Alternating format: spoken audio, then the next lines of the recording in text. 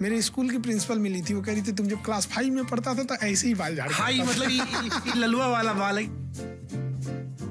हम हस्बैंड है कि उनके प्रयोगशाला है। आप इंटरनेट पे हम देख रहे थे, हमारी 16-17 भाभी दिख गई हमको। अरे बाप रे, ये तो पर जिसको केकरो पत्नी पकड़ के बनाते रहे, खान सर की पत्नी है। लेकिन दुनिया में बड़ा चल रहा कि खान सर जो है घूंघट पहना दिए थे। नया ब्याह शादी रहेगा, आप ज्यादा थोड़ी ना खपड़िया पे चढ़ के कहेंगे कि ना हम जो बोल रहे हैं वही करिए। दुनिया में भगवान हर जगह नहीं रह सकता था ख्याल रखने के लिए, इसलिए उसने माँ बना दिया, और सबको सजा नहीं दे सकता था इसलिए बीवी बना दिया। आप लोग जब पढ़े होगे तो टीचर लोग मारते बहुत थे। हम अभी मारते हैं, लोग यहाँ सब पिटाई होता है, लड़का लड़की सब पीटना चालू करते हैं, निर्जीव समझ के पीटते हैं। क्या रुपए लेते हो आप फीस पढ़ाने का? 3 महीना पड़ेगा 200 रुपये में। 200 रुपये में 3 महीना पड़ेगा। हमारा कहना है ना कमाएम ना कमाई देम। अभी मैं गया था एक कार्यक्रम में और बड़ी बातें चल रही थी कि 2047 तक हम देश को दुनिया का नंबर 1 देश ये बना सबसे बड़ा झूठ चीज है। लेकिन अगर गुमराह करना है तो हम देश बदलेंगे, मतलब देश में कोनो जैक लगा के उठा देंगे देश को। आप लोग के पास तो तक्षशिला था, नालंदा था, सब था। कब था?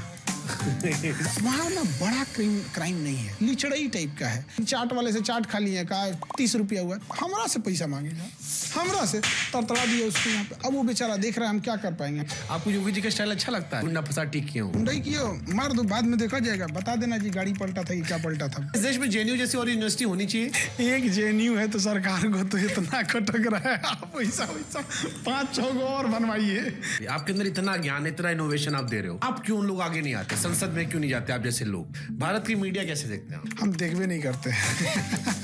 तो हम तो कई ठोको तो बिस्कन्या बोलते हैं। विश्व पुरुष से क्या दिक्कत नहीं आपको? हाँ, विश्व पुरुष है, चिल्लाता है उधर से, बहुत तगड़ा चिल्लाता है यहाँ पे। पाकिस्तान का आपने कहीं कह दिया कि इसका नक्शा जो है वो कुत्ता से मिलता है और लक्षण भी कुत्ता से मिलता है, और इसमें कुत्ते की बेइज्जती है। हमारा बस चले ना तो इन सबको पकड़ के दफना दे एक जगह बढ़िया से, और लोगों को कहें कि 20 साल बाद ये सब पेट्रोलियम बन के निकलेगा, सब बहुत तेज जलेगा सभी सब। कोई गर्लफ्रेंड वर्लफ्रेंड नहीं थी पहले वहाँ पे? अरे नहीं, वहाँ पे इतना दिन खराब हुआ है, रहती तो हम जिंदा रहते हैं। हम जो यूपी बिहार के लोग तो और हम क्यों इतने अंडर कॉन्फिडेंट होते हैं? सब जगह फिल्म इंडस्ट्री होती है, भोजपुरा में ऑर्केस्ट्रा इंडस्ट्री है, टाली पे चढ़ के नाचा है सब।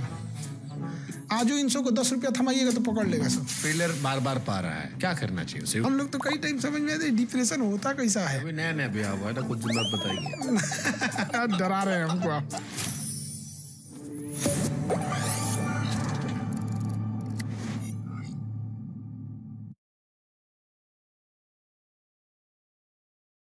ये कहते हैं कि शिक्षा शेरनी का दूध है, जो पिएगा वो दहाड़ेगा।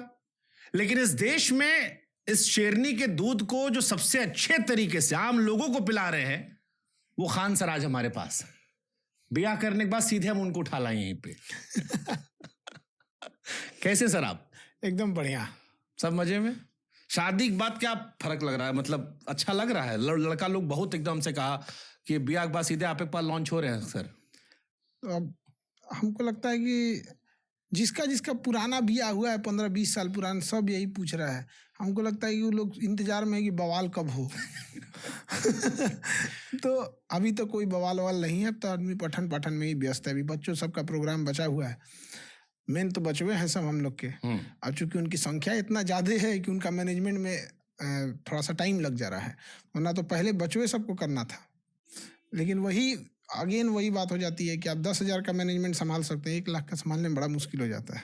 इंटरनेट पे हम देख रहे थे, हमारी 16-17 भाभी दिख गई हमको। अरे बाप रे, ये तो पर जिसको केकरो पत्नी पकड़ के बनाते रहे, खान सर की पत्नी है। परेशान हो गए हैं हम लोग यहाँ।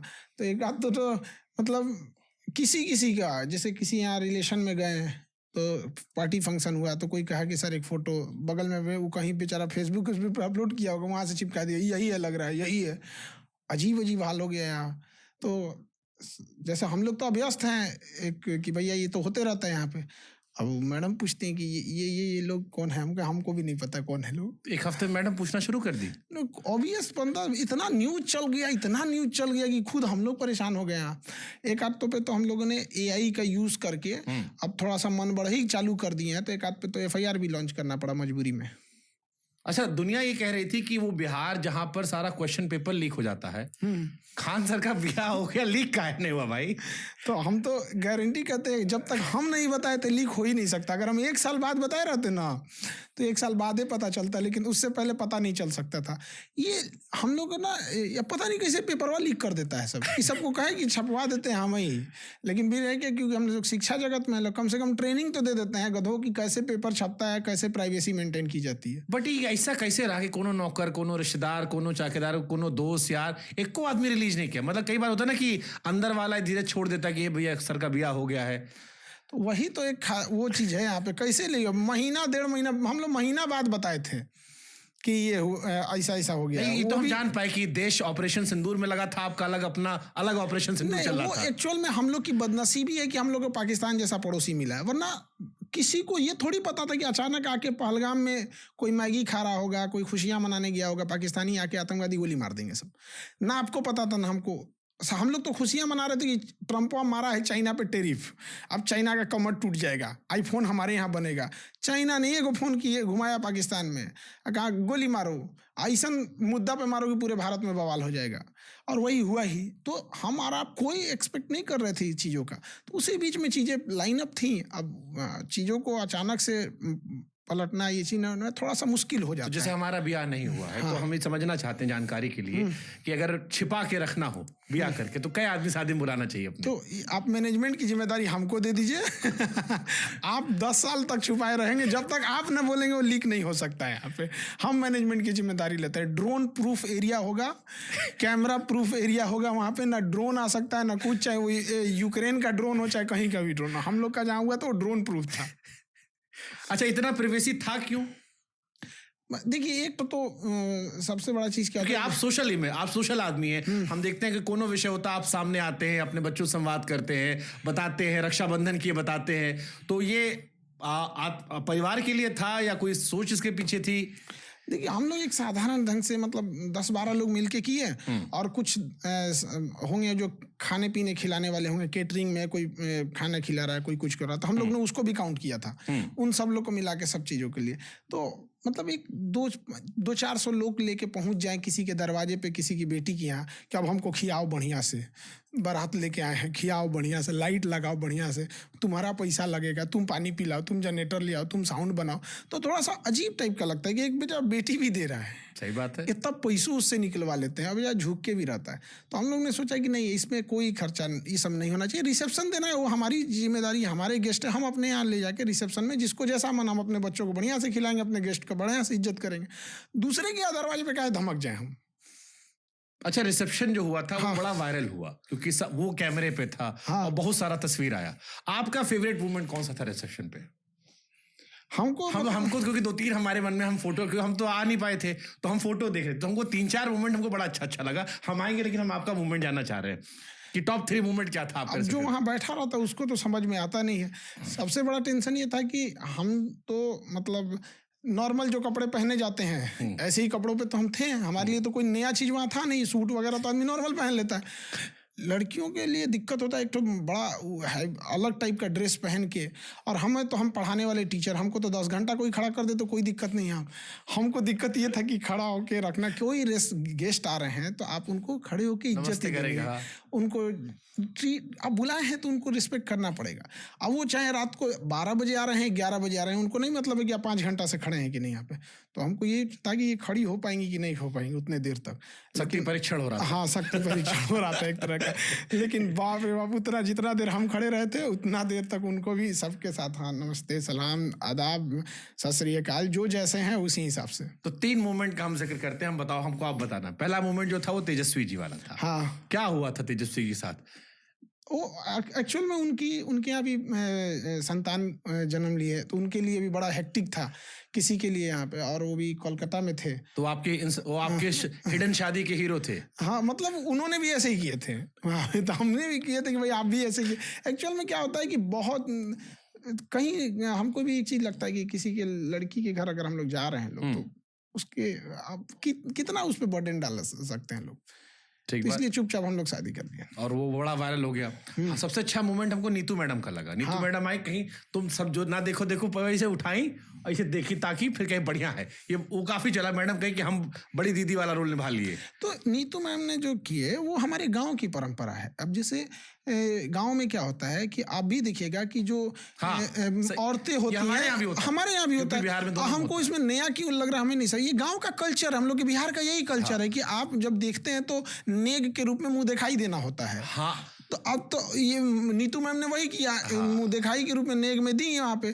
तो वो गांव से जुड़ी हुई हैं, अभी भी अपने गांव को नहीं भूली हैं, भले वो दिल्ली से हैं, लंबे समय से हैं। हम भी पटना शहर में आ गए, लेकिन हैं तो हम वो गांव के यहाँ पे। हम काहे बिहार की संस्कृति भूल जाएंगे। दूसरा, आप अगर गांव से जुड़े होंगे तो जो भसुर होते हैं लोग, मतलब जो हस्बैंड से बड़े होते हैं, उनको उनके सामने औरतें नहीं जाती हैं। आज भी जेठ बोलते हैं वहाँ पे, उनके यहाँ नहीं जाते हैं, या फिर अगर हैं भी तो थोड़ा सा मतलब पर्दा वो करते हैं लोग। हम अभी भी है, सब अभी भी है गांव में। तो गांव की यही संस्कृति है। अब शहर वाले हम लोग को अलग संस्कृति है भाई, शहर वालों की अलग है, गांव वालों की अलग है। तो हम लोग तो गांव की परंपरा से है, तो एक उसके वजह से।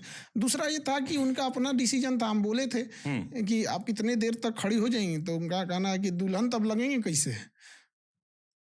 तो मतलब वो तो लगता है ना, यहाँ पे कहीं हम डेली थोड़ी ना घूंघट करते हैं, या फिर ऑफिस में थोड़ी ना ये लगा के जाएंगे। अच्छा, हाँ, ये सवाल तो दुनिया में सबसे ज्यादा वायरल तो यही होता है। हमको लगता है इससे अभी खून पी लिए होंगे लड़के आपका। क्या चीज? सोशल मीडिया पर क्या? कि मैडम झुकाई। हालांकि हमको पता है, रीजन आप बताए थे हमको, लेकिन दुनिया में बड़ा चल रहा था कि वो जो घूंघट हल्का सा था, वो कि खान सर जो है घूंघट पहना दिए थे तो हम घर में या उनके ऑफिस में थोड़े पहना रहे हैं। उनका अपना डिसीजन था। उनका हो कि हमारा हर लड़की का, अब ज्यादा आप नया ब्याह शादी रहेगा, अब ज्यादा थोड़ी ना खपड़िया पे चढ़ के कहेंगे कि ना हम जो बोल रहे हैं वही करिए। कि हर लड़की का शौक होता है बचपन से कि वो दुल्हन बनेगी, घूंघट दिन रहेगी, उनका दिन होता है। अब हम घूंघटे नहीं लगाएंगे तो अब कितना समझाएंगे आप। सही बात है, हमारे अब उनका शौक है तो हम ठीक है। ठीक बात। अच्छा, शादी के बाद जो लौंडा अवसर, उसमें क्या बदलाव आता है? क्योंकि आप सिंगल लौंडो बहुत बात करते थे, और बहुत सारा देश में लड़का लोग था वो कह रहा था कि आप हमारे हीरो थे, फिर एक परी आई, हमारे गुरुजी लेके निकल गई। देखिए, मेंटेलिटी अगर मैच करेगी कोई चेंजिंग नहीं आती है, कोई चेंजिंग नहीं आएगी, बशर्ते मेंटेलिटी मैच करती जाए।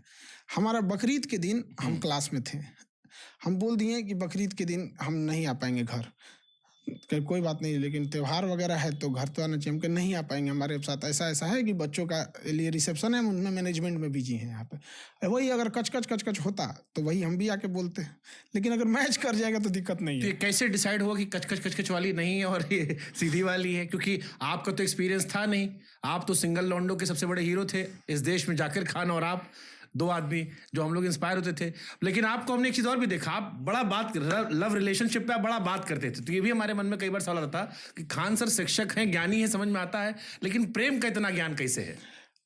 हम अपने फ्रेंड सर्किल में ना बड़ा बाद में शादी की है। ज़्यादातर फ्रेंड्स वाले सब कोई 2014 में 15-16 मैंने 8-10 साल पहले ब्याह कर लिया सब। जो उनमें मार होता है ना, हम ही समझाने जाते थे। मतलब जब भी डिस्प्यूट होता था तो समझाने जाते थे, ऐसे नहीं, ऐसे नहीं, ऐसे। तो हमको समझ में आता था। जब पंचायती कर लेते हैं ना तो डिस्प्यूट समझ में आ जाता है। तो पंचायती में हम बैठ के ये चीज़ समझ गए थे। हालांकि ये सब हम लोग के तो मम्मी का ही काम था। गाँव में तो अक्सर माँ ही देखती हैं, और लोग अपना देख सुन के अपना। बट फिर भी जैसे आपको देख के हम जैसे लॉन्डे जो इंस्पायर हो गए कि हम भी ब्याह करेंगे आने वाले समय में, आप भी इंस्पायर हो गए। तो उसमें क्या ध्यान रखें? क्योंकि अब तो आप एक्सपीरियंस आदमी हैं, ज्ञान तो आपसे लेते ही रहते हैं हम लोग, लेकिन जिंदगी के ज्ञान में बहुत जरूरी होता है। तो क्या देखना चाहिए अगर आप शादी ब्याह करने जा रहे हैं? देखिए, सबसे बड़ा चीज होता है मेंटेलिटी मैच होना चाहिए। अगर अरे महाराज, कैसे पता कर ले मेंटेलिटी? अब देखिए, मैं आजकल तो लड़के डरे हुए हैं। अभी वो जो खबर आई थी मेघालय वाली, हाँ, पहाड़ पे ढकेल दी, पहाड़ पे लेके मरवा दी जाके, तो बड़ा खतरनाक स्थिति हो गया। उधर एक मेरठ में आई थी, वो ड्रम में पैक करवा दी, उसका तो लड़का बच्चा भी हो गया था। इधर तो हनीमून पे गए थे बेचारे, मम्मी लड़के गया था हनीमून पे वो। तो ये सब देख के डर लग जाता हम लोग को। तो कैसे मेंटेलिटी मैच करे कि हमारी वाली जो है वो सोनम ना निकल जाए या मुस्कान रस्तोगी ना निकले? ये तो बड़ा खतरनाक चीज है। आप अभी माता जी पे छोड़ दीजिएगा।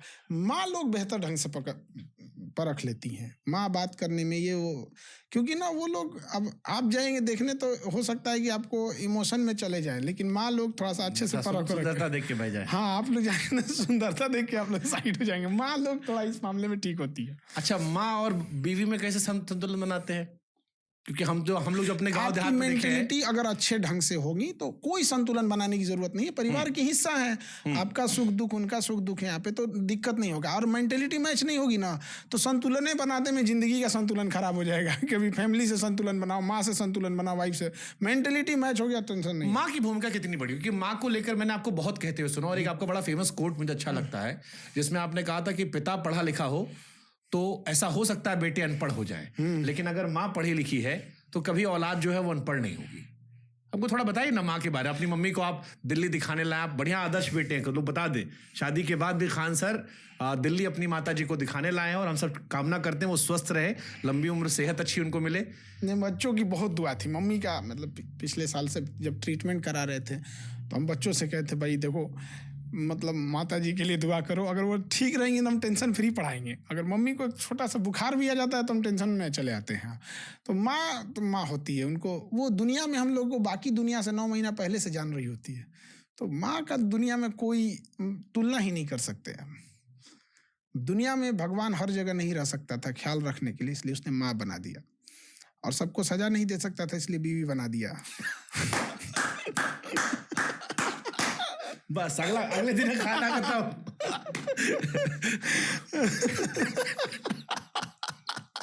ये नहीं कटेगा और ये भाभी तक स्पेशली टैग होके पहुंचेगा। नहीं, हम लोग का भी कोई झगड़ा उगड़ा नहीं हुआ है। दूसरों के इतने झगड़ा सुलझाए हैं ना। कोई बात नहीं, लो बीपी हो तो बीवी के पास चले जाओ, हाई बीपी हो जाता है। हाँ तो लो बीपी आपका चल रहा है, जाओ भी करे, ये क्लिप पहुंचने दो। वो पढ़ाई के दौरान हम लोग ऐसे बोल देते थे बच्चों को समझ में आने के लिए, लो बीपी हाई बीपी सब चीजों के लिए। बच्चों को समझाने के लिए बहुत पापड़ बेलना पड़ता है, तब जाके उनको समझ में आता है कि खान सर पढ़ाते हैं तो समझ में आ जाता है। तो दुनिया ने कामयाबी देखी है, पाँव के छाले नहीं देखे। मैंने अवध ओझा सर का पॉडकास्ट किया था, तो मैंने उनसे एक सवाल पूछा था कि विकास सर या खान सर, तो उन्होंने कहा खान सर। मैंने पूछा क्यों, तो उन्होंने कहा खान सर की खूबी ये है कि एक रिक्शे वाला जो है उसको भी वो समझ में आते हैं। शिक्षा आपको कितनी आती है, उन्होंने कहा वो भी बहुत अच्छी टीचर है, बट वो पर्सनली आपको एडमायर कर रहे थे इस बात को लेकर कि वो व्यक्ति जो अशिक्षित भी है, खान सर उसे भी समझा ले जाते हैं। ये जब से आपने पढ़ाना शुरू किया तब से ऐसे ही था, या ये आपने डेवलप किया, क्या रहा इसका प्रोसेस? हम लोग देखिए, पढ़ाना तो हम लोग को था ही नहीं है, मतलब कहाँ, हम आज भी कहते हैं आपके पॉडकास्ट। सही बात। अच्छा, आपकी कोचिंग को लेकर एक बड़ी चर्चा चलती है। जब मैं गया, क्योंकि मैं यहाँ पे कोचिंग सेंटर आया था और बड़े सारे बच्चे मिले, और आप भी कह रहे हैं गरीबों का पढ़ाते हैं। क्या रुपए लेते हो आप फीस पढ़ाने का? बहुत सस्ता होता है, हमारे यहाँ 1.5 साल पढ़ लेता है 6,000 में। अब महीना का जोड़ लीजिए उसको। वाह, हाँ, कितना रुपया आएगा, मतलब महीना का एक ऐसा बैच है जैसे मैप पढ़ेगा, वो 3 महीना पढ़ेगा 200 रुपये में। 200 रुपये में 3 महीना पढ़ेगा। कहीं बैठो, आगे बैठो, पीछे बैठो, कहीं बैठ जाओ यहाँ पे, 200 रुपये में 3 महीना पूरा मैप पढ़ के चल जाता है। एक अब किसी को, एक बच्चा आया था वहाँ पे, अभी PCS का एग्जाम होता है, उसमें 4,500 रुपये देके SDM बन गया। कह रहा है कि सर हम तो इतना सस्ता में हो गया, कोई बात नहीं। अभी एक बच्चे का रिजल्ट आया JEE में, अब उसको IIT कॉलेज मिल गया, बड़ा खुश है।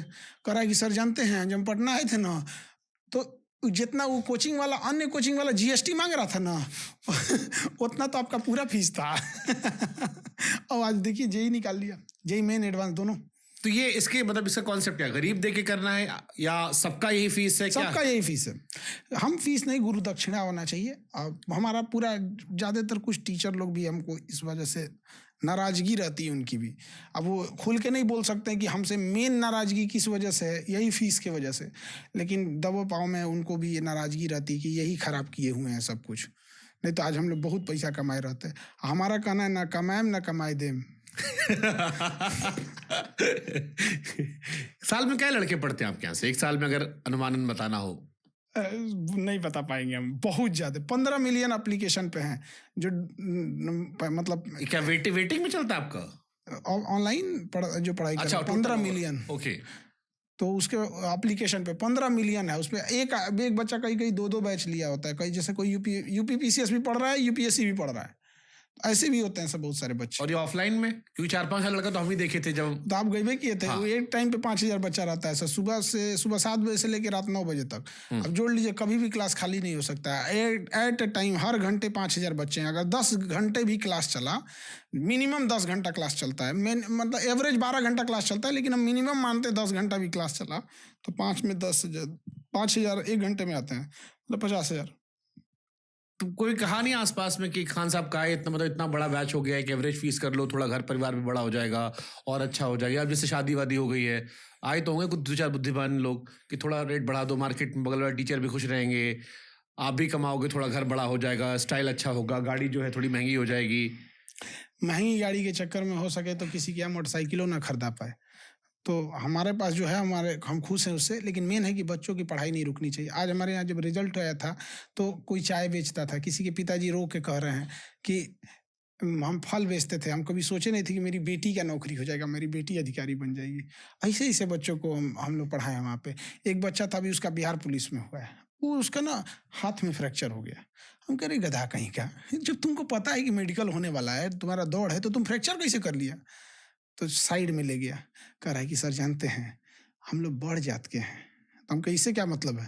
कहा सर छोट मोट काम हम लोग करेंगे ना तो गाँव वाला और सुनाएगा हम लोग को कि देखो हाई हाई जात के होकर हाई काम करता ना।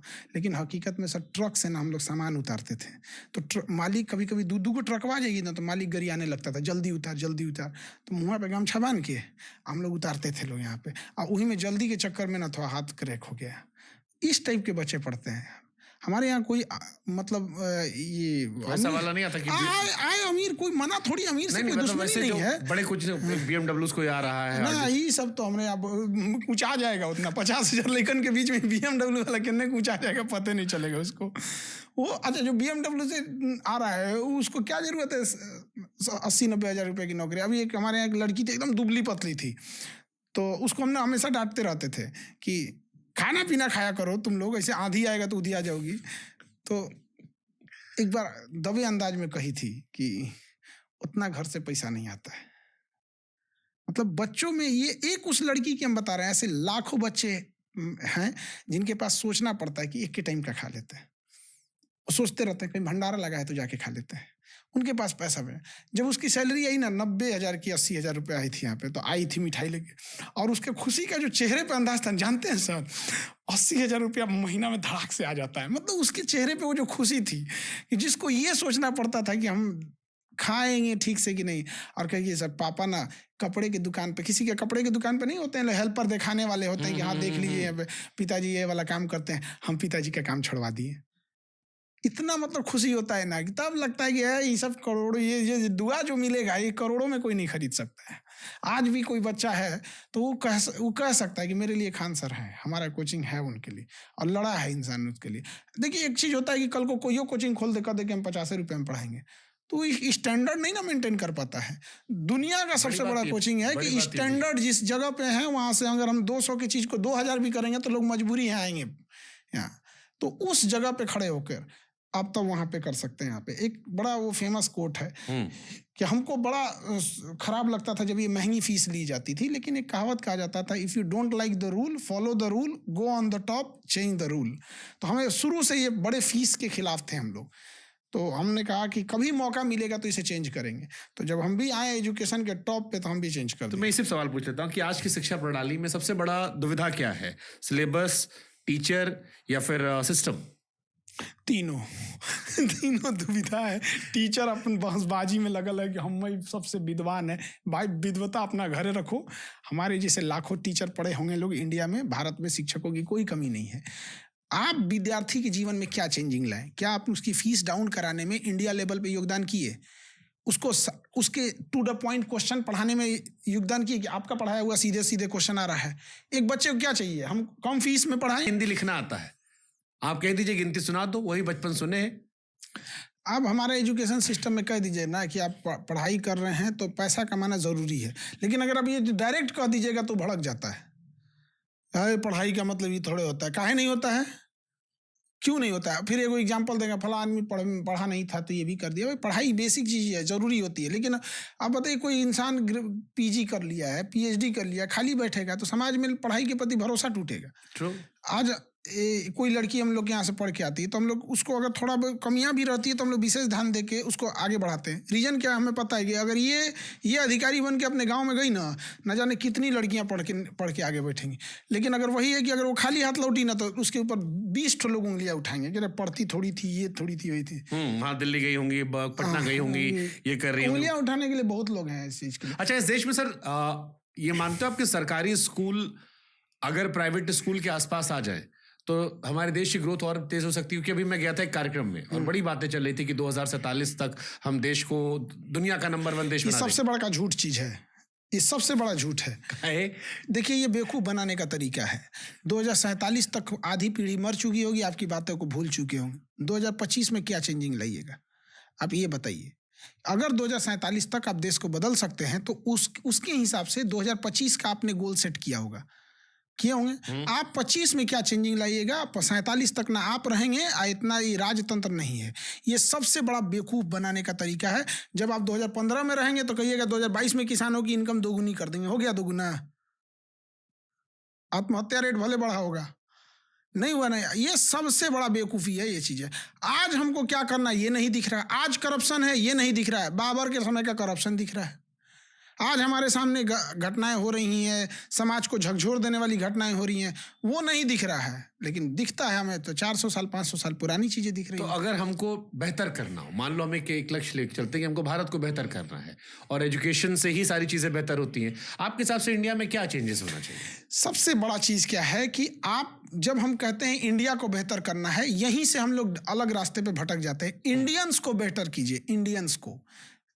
आप एक इंडियन आदमी, एक गांव का इंसान अपनी बूढ़ी माँ का इलाज नहीं करा पा रहा है, उसके घर में प्रॉपर लाइट की व्यवस्था नहीं है, वॉशरूम नहीं है, शौचालय नहीं है, अगर उसको किसी बढ़िया शादी ब्याह में जाना है तो उसके पास अच्छे कपड़े नहीं है। गिफ्ट का दौर ऐसा चला गया कि गरीब इंसान अब मिलने से कतराने लगा है। आप जाके देखिए कोई फल खरीद रहा है तो गरीब घर का आदमी नहीं खरीद सकता है। गरीब का खाना अलग है, अमीर का खाना अलग है, गरीब का हॉस्पिटल अलग है, अमीर का हॉस्पिटल अलग है। ये सब चीज़ें चेंज कीजिए, देश अपने से चेंज हो जाएगा। लेकिन अगर गुमराह करना है तो हम देश बदलेंगे, मतलब इन्हीं देश बदल देंगे लोग। या मतलब देश में कोनो जैक लगा के उठा देंगे देश को। देश बनता है देशवासियों से, आप उसका चेंज कीजिए। महिलाएं जो हैं उनको कोई आगे बढ़ाने के लिए नहीं, अगर होम इंडस्ट्री चालू हो जाए, जो घर की ज़रूरत की चीज़ें हैं यहाँ पर, महिलाएं उसमें बढ़ चढ़ के भागीदारी लेने लगे। आज देखिए हर जिला में अगर सरकार एक बड़ा सा 10 एकड़ का ज़मीन ले ले हर जिला में, कि वो मार्केट में जितनी भी दुकानें रहेंगी वो औरतें ही उस दुकान को चलाएंगी, तो उसमें एक इकोसिस्टम बन जाएगा। उसमें 1000 दुकानें आप खोल दीजिए कि उसमें जेंट्स नहीं चला सकते। तो जो अभी पहली पीढ़ी जा रही है बिजनेस में, वो तो अपनी बेटियों को वहां कर सकते, भाई तुम्हारे लिए अच्छा है एक भी जिला में नहीं है। लड़कियों के लिए कौन सा जिला, हर 5 जिला के बीच में एक गर्ल्स यूनिवर्सिटी होनी चाहिए, विमेंस यूनिवर्सिटीज होनी चाहिए, है नहीं है। देश 47 में कहाँ से डेवलप कर देंगे लोग यहाँ पे। मतलब देश में 10% लोग हैं ऐसे जिन्हें समझ में आता है कि सामने वाला झूठ बोल रहा है। लेकिन लोकतंत्र चूंकि भीड़ तंत्र हो चुका है, 90% की आवाज़ ज़्यादा सुनाई देती है। हम देश की बात करें, यहाँ बूढ़ा इंसान, कैल्शियम की कमी, जब आपको लंबे समय तक 20-25 साल तक अगर आपको कैल्शियम की कमी रही है ना, तो बुढ़ापे में शरीर झुक जाएगा। तो लोग कहते हैं बुढ़ापे में झुका है, नहीं, 20 साल तक बेचारा ने कैल्शियम की कमी झेला है वहाँ पर। औरतें देखिएगा, जो नए गांव वगैरह में किसी की नई शादी हुई है, बेचारे के पास अच्छे भोजन नहीं होने की वजह से हीमोग्लोबिन कम है, प्लेटलेट कम है, जिस वजह से उसकी नई बहू आएगी या नए कोई गांव में रहेगी, बेचारा उसका मन नहीं लगेगी, थकी रहेगी, को 4 को सुना देंगे सब कामचोर है, ये है वो है।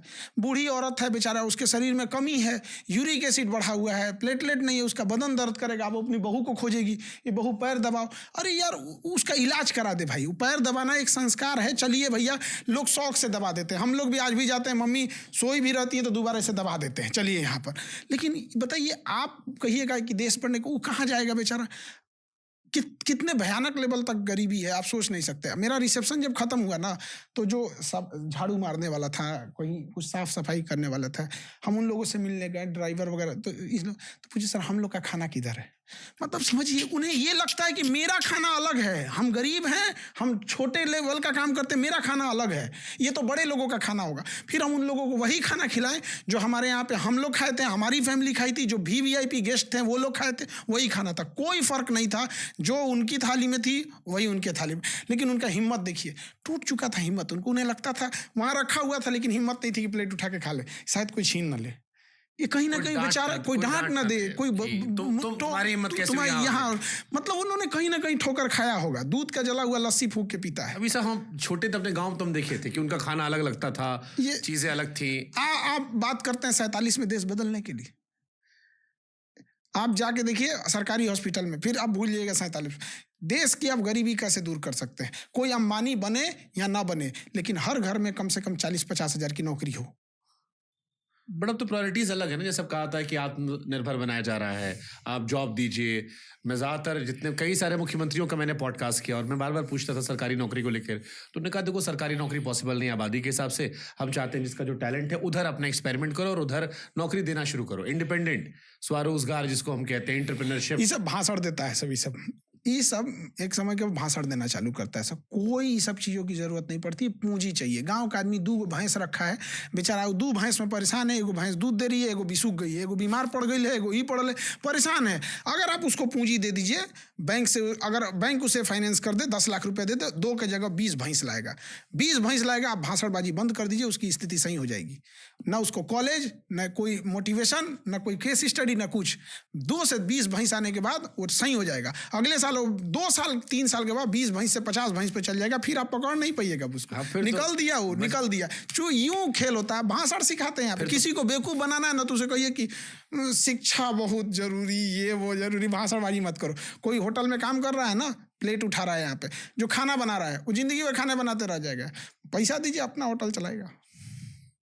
पूंजी कहाँ से लाएंगे? पूंजी भाषण तो दे के चल जाएंगे मुख्यमंत्री लोग कि हम सबको नौकरी नहीं दे सकते। सब मांग रहा है नौकरी आपसे, जिस दिन सब लोग नौकरी मांग देगा भाग जाएंगे लोग। यहाँ पे सब मांगा है नौकरी। मैं एक चीज और फ्रेम करने समझने की कोशिश करता हूँ मैं। हमारी आबादी 140 करोड़ है। जैसे दुनिया के वो देश जो फ्री एजुकेशन देते हैं या फ्री हेल्थ की बात करते हैं, उनकी आबादी बहुत कम है। जहां पर कैपिटा व्यक्ति पर बाहर जाते हैं, मेरे कजिन लोगों पर कुल से उठा सकते नहीं। 25 ठो एकदम खराब ट्रक भेज देते हैं, कोनो काम का नहीं है। आप परेशान हो जाएंगे, कहाँ रखें। लेकिन 25 का 25 बढ़िया ट्रक देते हैं, तो क्या कहिएगा, ढेर ट्रक हो गया है, दिक्कत है बहुत। तो पैसा अच्छा आएगा, रखेंगे, धक पैसा आएगा, मजा काटेंगे। तो 140 करोड़ आदमी को जब आप जनसंख्या के तौर पे देखिएगा तो बहुत दिक्कत होगा।